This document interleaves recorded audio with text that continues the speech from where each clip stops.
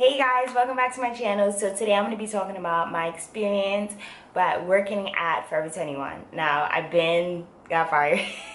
I've been left Forever 21, so let me just talk about it briefly because this shit is mad funny. So let me just talk about the application process pretty quickly. You go in, oh no, I'm lying. Okay, so in New York City, there's Forever 21. It's about six floors. I believe it's 6 floors. I worked there for 6 months and I applied by going in. We had an open call. The open calls are typically on Wednesdays. So you just go in, you dress like how it's like regular, like you dress like in your best outfit, like you don't have to wear all black or anything like that, which I didn't know because I ended up doing that. But you go in, you fill out the application when you get there. My interview was a group interview, like every interview there. You go in with like 6 or 7 people in a group, and basically they ask you questions while you're standing up. We were inside a fitting room, which was not awkward. We were in a fitting room, like an empty fitting room, and they were just asking us questions. And like the lady was like super bitchy. She was pregnant though, so she was like super snappy. Like you couldn't talk when other people were talking. Like you couldn't piggyback off anybody. Like nothing. Like it just seemed like super like military like it was so weird. Like I felt like I was being interrogated instead of being interviewed. Whatever. So basically the interview went well. Like I was myself like usual. Like I've been on so many interviews at this point. Like I'm just like, listen, take me as I am, or have nothing at all, like on some Mary shit. Like I'm just like, it is what it is, you know. Like I remember vividly, there was this guy. He was like, she asked him a question and he didn't know nothing. Like I forgot what happened, but she asked him a question and he was like, she was like, what do you know about Forever 21? He was like, it's a store. And she was like, what else? He was like, it's a store, like they sell clothes. That shit was mad funny. Like I died. So but like we couldn't laugh because like it was mad uncomfortable. Like the way that the lady was set up, like I felt like I couldn't laugh because like she's the type to be like, zip it. So basically that happened, and then probably like a day later I got a call like from this girl, and she was like, hey, so you got the job, thank you so much for coming for the interview, coming for orientation next week or something like that. So I went in for my orientation. You have to bring 2 forms of ID, whether it's your ID and your passport or whatever, like 2 forms of ID depending on the list. Like if you got 2 from I forgot how it goes, but orientation, you bring in some type of identification, you let them know you do your W-2 forms and everything.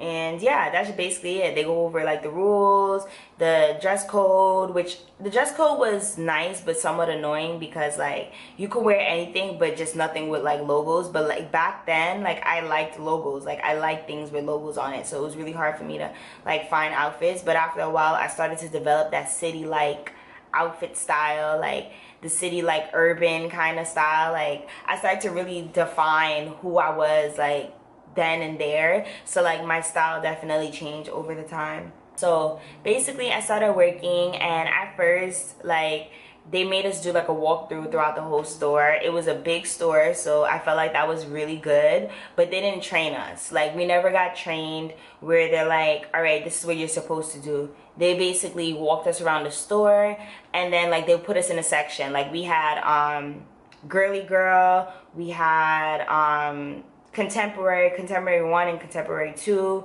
We had plus size. I can't remember like the other sections, but we had like a whole bunch of different sections, and I was always in girly girl because that was my style, and I was dressed like it. Like they want you, like whenever they put you in a section, it's most likely because you dress that way, and like customers will like that type of style will come to that section and they'll gravitate to you because you have that style. Like you look like that it girl. Like so I was like more of the girly girl. Like I used to wear like dresses and stuff and skirts and like really cute outfits. So I met this girl named Ro, and she was from Maryland, and we had a lot, like when I say we had so much fun working together, like she was like one of the realest people ever. So we used to like have a ball at work, like legit not doing shit, because like the managers, There were like a lot of, okay, I'm gonna get into the management after, but like legit, like we used to play like we're doing stuff but not really doing.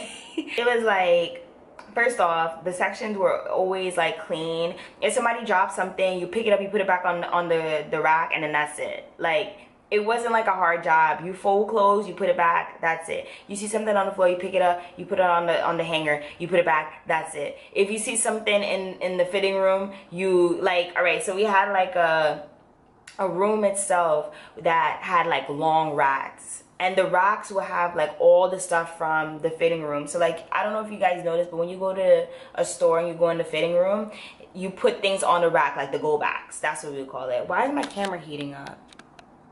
So the go backs basically are the things that we need to put back in the section. So when you put it back in the section, they go in this room, like the go back, I think it was called the go back room. So the go back room had like all these long racks, and basically they had people in there sorting.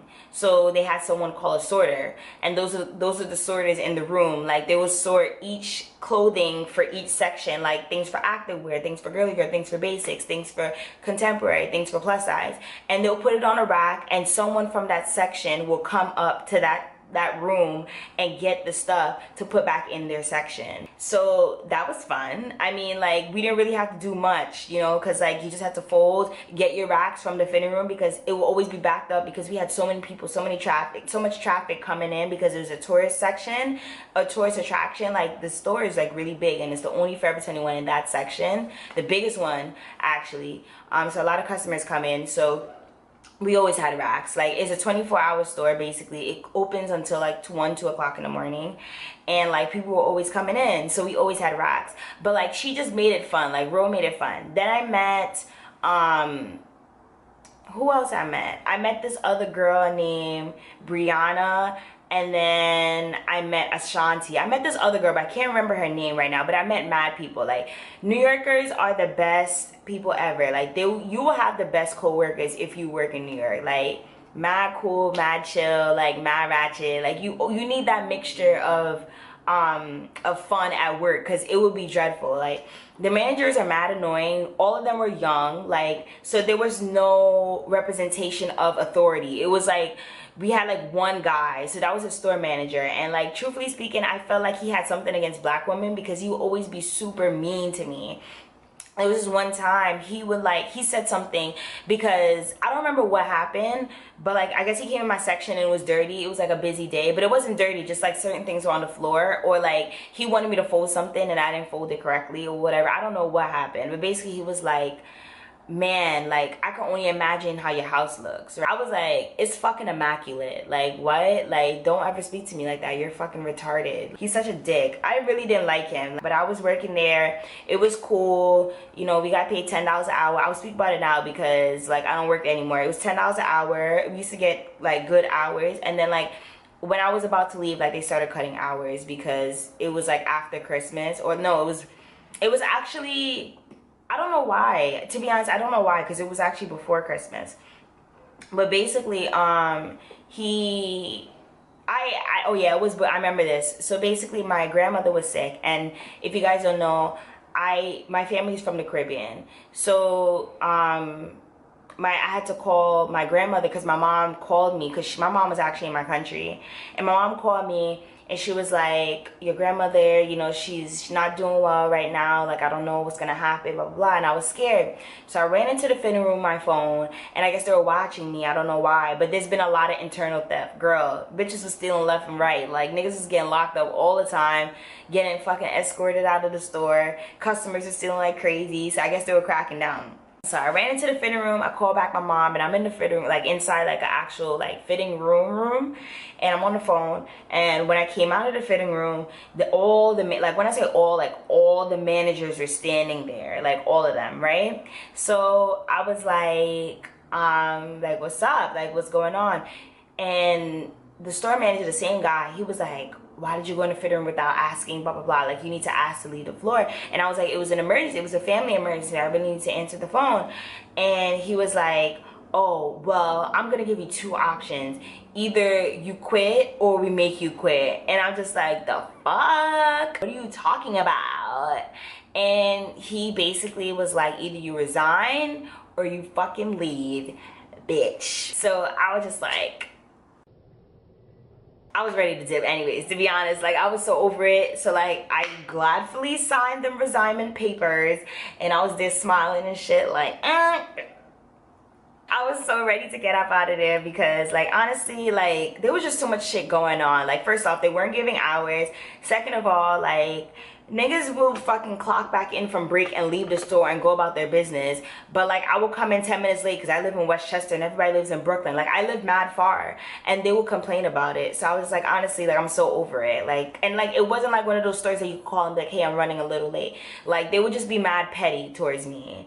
And then I was just like, you know what, honestly, I'm just over it. So like when he said that, I was so happy. And then like, honestly, one time before that, like I got caught taking a selfie in the fitting room. But I just honestly felt like they were just watching me personally, because like people used to do it all the time. Like, so I was like so over it. But that happened, and that was the last time that I worked at Forever 21. Like, I never looked back, and I will never reapply, because honestly, like, for $10 an hour, like, I'd rather work. Like, it's not like a job where they really work you. Like, it's legit, you stay in your own lane as long as there's no clothes on the floor. But like, I go to the one that's close to my house and there's always clothes on the floor. Things are never in the right section. The store is hella dirty. Like, it's just always a mess. And I'm just like, honestly, like, this could never be 42nd Street, because the way that they're on top of things, because like things that are on the floor, most likely they're gonna get stepped on, and then that's lost to the company, and they don't want that. And then customers, they'll complain and blah blah blah. So they want to make sure everything is off the floor. That's the end of this video. I'm done being petty. I hope to see you guys in my next video, and if y'all want to see more videos, just let me know, okay? All right guys, bye.